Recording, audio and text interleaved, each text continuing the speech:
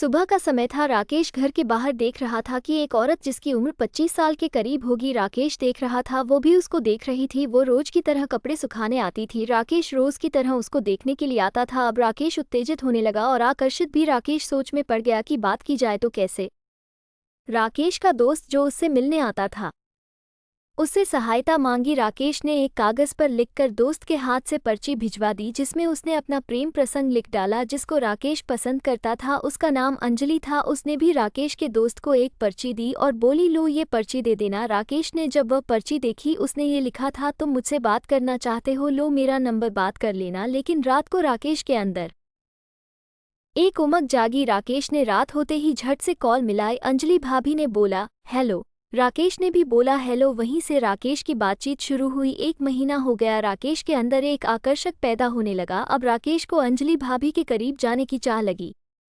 राकेश की उम्र 23 साल थी। अब राकेश को मिलना था। राकेश ने बोला, मैं आपसे मिलना चाहता हूँ। तो उसने रात को मिलने के लिए बुलाया, वो भी अपने घर में, क्योंकि राकेश तो अकेला रहता था। एक दिन अंजलि भाभी राकेश के घर आती। राकेश को मानो शरीर से एक चिंगारी सी निकलती। अंजलि भाभी का तन देखकर राकेश बिल्कुल उत्तेजित हो जाता। अंजलि भाभी बोलती, तुम अपने कपड़े उतार दो और तुम मेरे उतार देना बस। झट से राकेश ने अपने कपड़े उतार दिए और अंजलि भाभी के भी उतार दिए। राकेश अंजलि भाभी के होठ का स्वाद चखने लगा और राकेश उत्तेजित होने लगा। अंजलि भाभी बोली, इतना आनंद तो मेरे पति भी नहीं देते जो आज तुमने दिया है। मैं तुमको बहुत पसंद करती हूँ। राकेश बस मानो राकेश को कामासूत्र का एहसास मिल गया हो। अब राकेश अंजलि भाभी के घर जाने लगा। जब जरूरत होती राकेश पहुंच जाता। राकेश और अंजलि भाभी हमबिस्तर हो ही रहे थे कि दरवाजे घंटी बजी। अंजलि भाभी काफी डर गई और राकेश भी काफी डरने लगा। जल्दी जल्दी से अंजलि भाभी ने कपड़े पहने और राकेश को खिड़की से भगा दिया।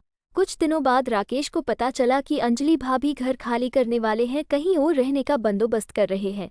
राकेश के आंखों से आंसू की नदियां बहने लगी, क्योंकि अंजलि भाभी का तन मन देखकर राकेश का दिल और दिमाग बेकाबू होने लगा। बस राकेश ने सोचा, अब तो अंजलि भाभी को भगाना ही पड़ेगा। वह मिलने के लिए बुलाता, वह आ जाती और बोलती, मैं तुम्हारे साथ नहीं चल सकती, मैं बस अपनी खुशी के लिए तुम्हारे साथ हमबिस्तर हुई।